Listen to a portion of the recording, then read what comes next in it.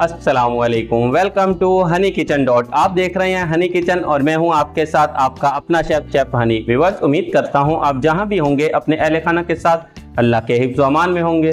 आज हम आपके लिए लेकर आए हैं वेरी स्पेशल मटन कढ़ाई की रेसिपी। बहुत सारे व्यूअर्स की फरमाइश पर यह डिश बनने जा रही है। बहुत ही सादा लेकिन स्पेशल कढ़ाई की रेसिपी है। कढ़ाई पाकिस्तान की फेमस डिशेज में से एक है। आप पूरी दुनिया में कहीं भी चले जाएं, पाकिस्तान और इंडियन बेस्ड रेस्टोरेंट में कुछ मिले या ना मिले, आपको कढ़ाई लाजमी मिलेगी। और जो कढ़ाई आज हम बनाने जा रहे हैं बाकी सभी कढ़ाई से थोड़ी सी मुख्तलिफ है, लेकिन बनती बहुत टेस्टी है। आप भी इसको जरूर ट्राई कीजिएगा। Let's start the recipe. अगर आपको हमारी वीडियो अच्छी लगती है तो लाइक और शेयर जरूर किया करें। यहाँ पर हमने लिया है मटन कढ़ाई बनाने के लिए 1 kg मटन बोनलेस। अगर हो सके तो अंडरकट का गोश्त लें, क्योंकि ये जल्दी से गल जाने वाला गोश्त है। 15 से 20 मिनट या 25 मिनट में ही कढ़ाई तैयार हो जाती है। मटन का अंडरकट मिलना थोड़ा मुश्किल है, बीफ का तो इजीली मिल जाता है, इसीलिए आप रान का गोश्त ले लीजिएगा। रान का गोश्त बाकी गोश्त की निस्बत थोड़ा सॉफ्ट होता है और जल्दी गल जाता है। छोटी बोटियां लेनी है। देखिए जैसे हमने छोटी बोटी किए हैं, पहले अच्छे से वॉश करना है। अच्छे से वॉश करने के बाद फिर आपने छोटी छोटी बोटियां कर लेनी है। वॉश आप जितना अच्छा करेंगे उतनी ही ज्यादा टेस्टी आपकी कढ़ाई बनेगी, क्योंकि इसके अंदर ब्लड होता है और ब्लड ही आपके टेस्ट को खराब करता है। आपने अच्छे से वॉश कर लिया, इसमें से ब्लड निकाल दिया, तो फिर एकदम परफेक्ट और टेस्टी कढ़ाई बनाने से आपको कोई नहीं रोक सकता। इस कढ़ाई में डालेंगे 4 अदद लहसुन। लहसुन को आपने इस तरह रख के ऊपर नाइफ रखनी है और हाथ से प्रेस करेंगे तो ये देखिए अब इसका छिलका आराम से उतर जाएगा। और फिर आपने इसको कर लेना है चॉप। ये देखिए सारा छिलका आसान से उतर गया है। ये सबसे बेस्ट तरीका है। अदरक का भी इस तरह छिलका आपने छील लेना है। 2 इंच का अदरक का पीस लिया है यहाँ पर। अब इनको कर लेंगे चॉप। लहसुन और अदरक को बारीक बारीक चॉप कर लेना है। ये देखिए, ये जब आप इस तरह नाइफ के साथ प्रेस करके इसको छीलेंगे तो फिर ये चॉप भी बड़े आसानी से हो जाता है। कोशिश कीजिएगा लहसुन को और अदरक को चॉप करके ऐड करना है। जितना हो सके लहसुन को फाइन चॉप कर लीजिएगा। ये लहसुन हो चुका है इस टाइम पर चॉप, और अब अदरक को भी कर लेते हैं चॉप। पहले स्लाइस में कट कर लें ताकि आसानी से चॉप हो जाए। अदरक को चॉप करने का ये सबसे बेस्ट तरीका है।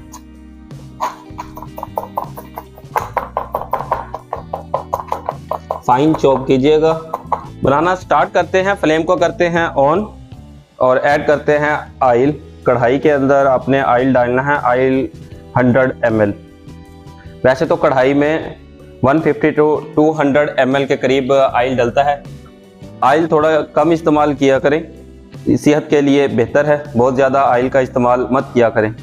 अब इसमें ऐड कर देंगे लहसुन और अदरक जो उनसे हमने चॉप किए थे।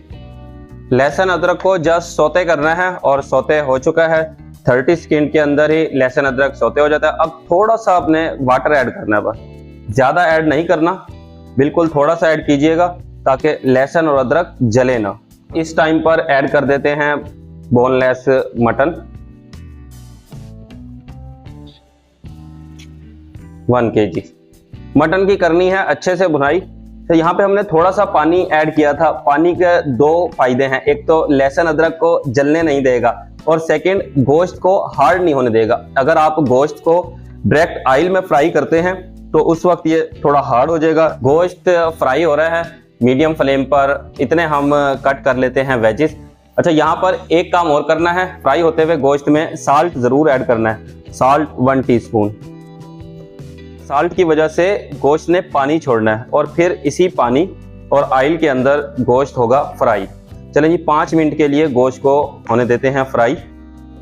इतने हम काट लेते हैं वेजिस। 4 टमाटर हमने छीले हैं और चारों टमाटर के छिलके का बना लिया है फ्लावर। इसको ज़ाया नहीं किया क्योंकि लास्ट में जब हमारा खाना तैयार होगा तो इसके साथ हम करेंगे गार्निश। ऑनियन 2 अदद मीडियम साइज की ऑनियन लेनी है, 2।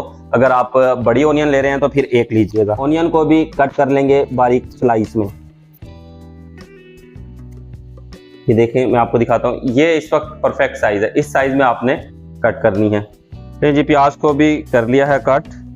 और अब 5 अदद हरी मिर्च है। हरी मिर्च को आपने कुछ भी नहीं करना, बस करने हैं 4 पीस। गोश्त को मीडियम फ्लेम पर फ्राई होते हुए 5 मिनट हो चुके हैं। हटाते हैं कवर और देखते हैं क्या सूरत हाल है। 5 मिनट में गोश्त प्रॉपर फ्राई हुआ है। अब इस टाइम पर ऐड करेंगे प्याज और साथ ही ऐड करेंगे स्पाइसेस।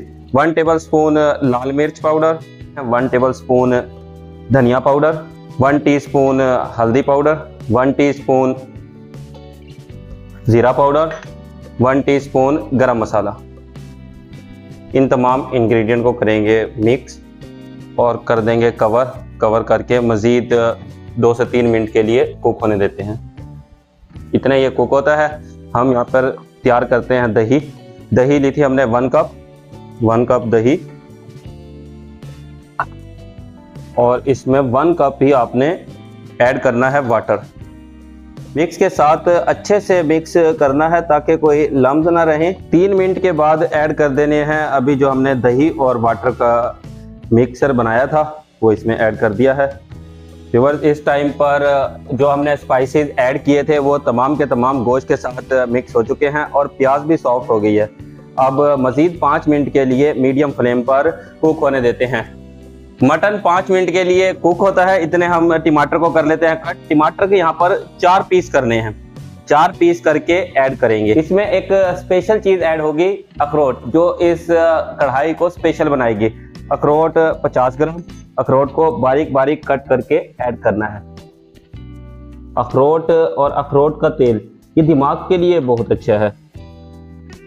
बहुत ही मज़ेदार रेसिपी बनने जा रही है और मज़ेदार के साथ साथ हेल्थी भी बनेगी। इस तरह कट करना है आपने, जैसे हमने कट किया है, ये सारे आपने ऐसे ही कट कर लेने।